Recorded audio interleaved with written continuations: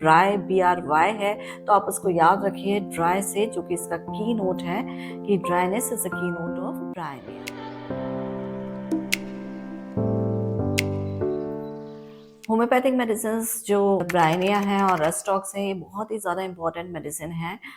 और पर्टिकुलरली जो BHMS students होते हैं उनको इसके बीच के डिफरेंसेस समझना ज़रूरी है। सबसे पहले तो हम ये देख लेते हैं कि इंडिविजुअली अगर ब्रायनिया है तो वो किस तरह के मेजर सिम्टम्स लेके आती है। ब्रायनिया एक ऐसी मेडिसिन है जो कि म्यूकस मेम्ब्रेन पे एक्ट करती है, और ये यूजुअली जो म्यूकस मेम्ब्रेन को की ड्राइनेस कॉज करती है। और इसीलिए आप देखते हैं कि ब्रायनिया में ड्राइनेस एक बेसिक फीचर है कि ये आपको सब जगह मिलेगा। जैसे कि अगर इसके जो भी म्यूकस मेम्ब्रेन्स होती हैं वो काफ़ी ज़्यादा ड्राई रहती है, उसके डिस्चार्जेस नहीं निकलते हैं। स्किन आप देखेंगे तो वो ड्राई होती है, टंग देखेंगे ड्राई होती है। तो हम कह सकते हैं कि जैसे BRY है, तो आप उसको याद रखिए ड्राई से, जो कि इसका की नोट है कि ड्राइनेस इज अ की नोट ऑफ ब्रायनिया। इसके साथ-साथ में जो ब्रायनिया में है, एक बहुत इम्पोर्टेंट मॉडलिटी देखने को मिलती है, और वो ये है कि इसमें जो मूवमेंट होता है, तो वो मूवमेंट से, स्लाइटेस्ट मूवमेंट से, यानी कि आपने अगर थोड़ा-सा भी मूव किया है, तो वहाँ पर उसकी जो प्रॉब्लम्स होती हैं, वो बढ़ जाती है। जैसे अगर सपोज़ करिए, इसको एलेंस ने बहुत अच्छे से समझाया है कि अगर पेशेंट है, अगर डायरिया का है और वो थोड़ा-सा भी अपनी आँखें भी खोलता है, तो उसको डायरिया के स्पेल्स काफ़ी ज़्यादा बढ़ जाते हैं। ब्रायनिया में जो है वो जॉइंट प्रॉब्लम के लिए भी दिया जाता है। अगर वो जॉइंट्स का मूवमेंट करता है, तो वो भी उसके प्रॉब्लम्स को काफ़ी ज़्यादा बढ़ा देता है।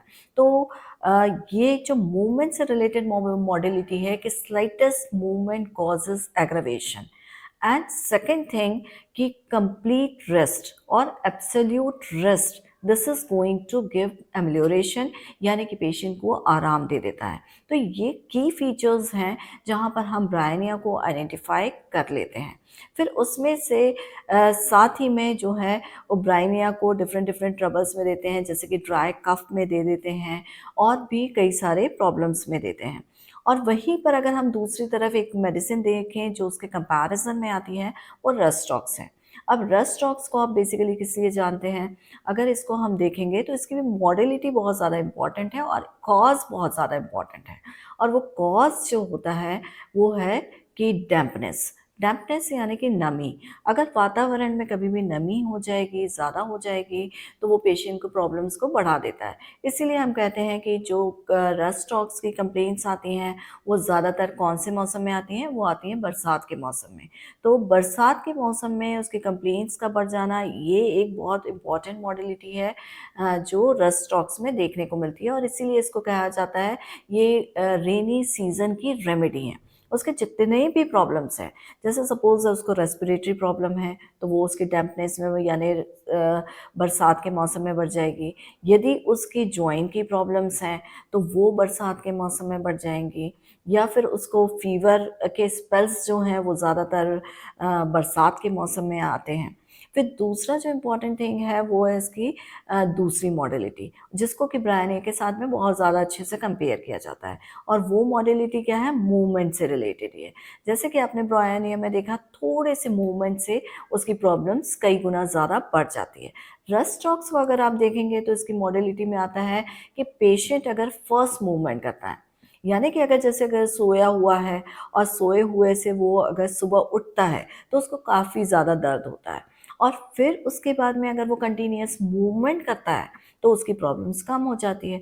जैसे कई लोग आते हैं, पेशेंट आके बताते हैं कि वो सुबह जब सो के उठते हैं, उनकी कमर अकड़ी हुई सी महसूस होती है। जॉइंट्स में बहुत ज़्यादा पेन होता है, लेकिन फिर धीरे-धीरे जैसे-जैसे दिन बीतता जाता है, काम करते जाते हैं, मूवमेंट बढ़ता चला जाता है, उनकी प्रॉब्लम्स ठीक हो जाती हैं। तो ये ब्रायनिया का और रेस्टॉक्स का ये बहुत इंपॉर्टेंट कंपैरिज़न है, और इसमें ब्रायनिया के जस्ट अपोज़िट एक मॉडलिटी आती है कि इसको आराम से एग्रावेशन होता है। यानी कि पेशेंट अगर कंटिन्यूअस आराम होगा, पेशेंट बोलेगा कि बैकएक जो हो रहा है वो रेस्ट वाली कंडीशन में है, तो उसका ये जो बैकएक है वो काफ़ी ज़्यादा बढ़ा हुआ होता है। तो यहाँ पर हम दोनों मेडिसिन्स जो हैं उनको कंपेयर कर लेते हैं। दोनों ही मेडिसिन्स जो हैं वो जॉइंट्स के लिए काफ़ी ज़्यादा अच्छी हैं, मगर दोनों की जो मॉडलिटी के बेसिस पे हम उनको डिफरेंशिएट कर लेते हैं कि ब्रायनिया कहाँ पर उपयोगी है और दूसरा रस्टॉक्स कहाँ पर उपयोगी है।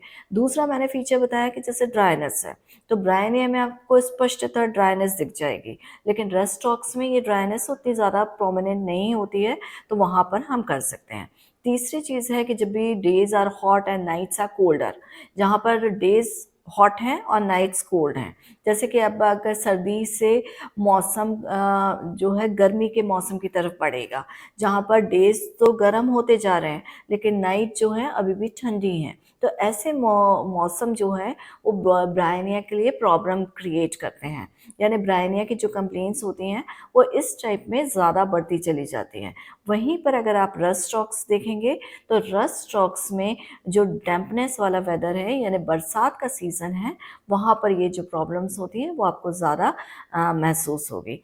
फिर चौथा जो डिफरेंशिएटिंग पॉइंट है या कंपैरिजन पॉइंट है वो हम इनके टंग में देख लेते हैं।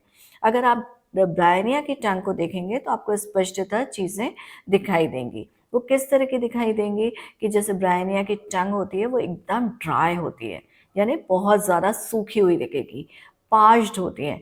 यानी कि जैसे आप देखते हैं गर्मी के मौसम में अगर नमी की कमी हो जाती है तो ज़मीन में कैसे दरारें पड़ जाती हैं, तो उस तरह का ब्रायनिया का एक रिफ्लेक्शन आता है टंग का।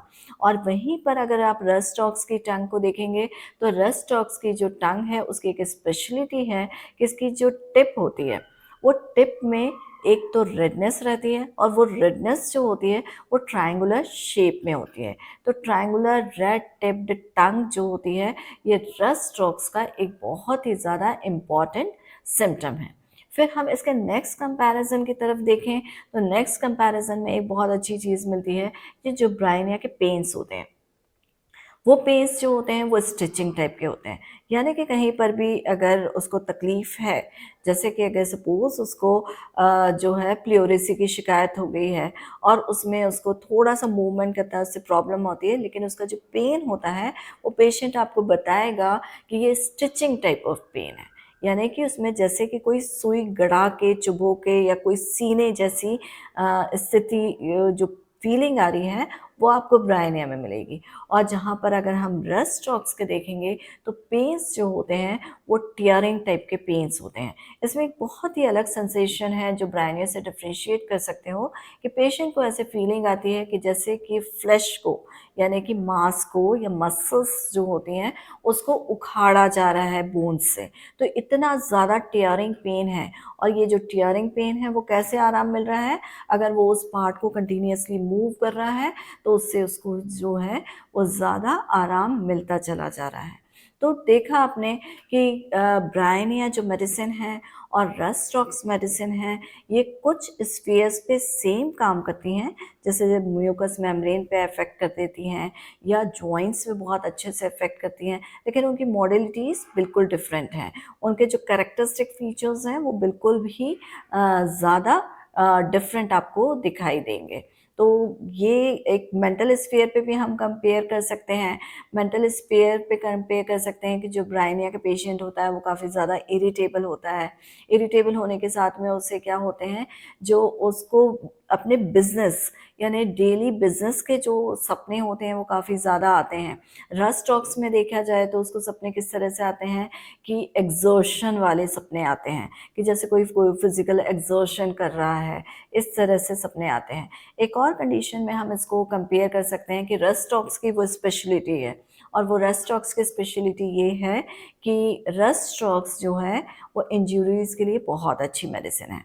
किस तरह की इंजरीज़ होती हैं? इसकी जो इंजरीज़ होती हैं कि पेशेंट को ऐसा जो अगर कभी कोई वो ओवर लिफ्टिंग कर ले, यानी अपनी क्षमता से ज़्यादा वज़न अचानक से उठा ले, तो उसके जो मसल्स होते हैं इनमें टियर होता है और इसकी वजह से उनको प्रॉब्लम्स आती है। ये जो मेडिसिन है वो स्प्रेन के लिए बहुत अच्छा वर्क करती है, यानी कि जब मोच आ जाती है, कोई चलते-चलते अचानक से पैर मुड़ गया है, तो वहाँ पर जो स्प्रेन्स होते हैं, मस्कुलर इंजरीज़ होती हैं, उनके लिए बहुत अच्छा काम करती है। रिपेयर काफ़ी जल्दी हो जाता है। फिर साथ में टेंडन को अगर इंजरी हो गई है, तो उसमें बहुत अच्छा वर्क है। तो देख लिया आपने कि ब्रायनिया यूजुअली इंजरीज़ में इतना अच्छा वर्क नहीं करती है, लेकिन रस्ट स्ट्रोक्स की जो है, वो इंजरी स्पेसिफिक मेडिसिन ये है। तो ये थे डिफरेंसेस और कंपैरिजन बिटवीन ब्रायनिया एंड रेस्टॉक्स।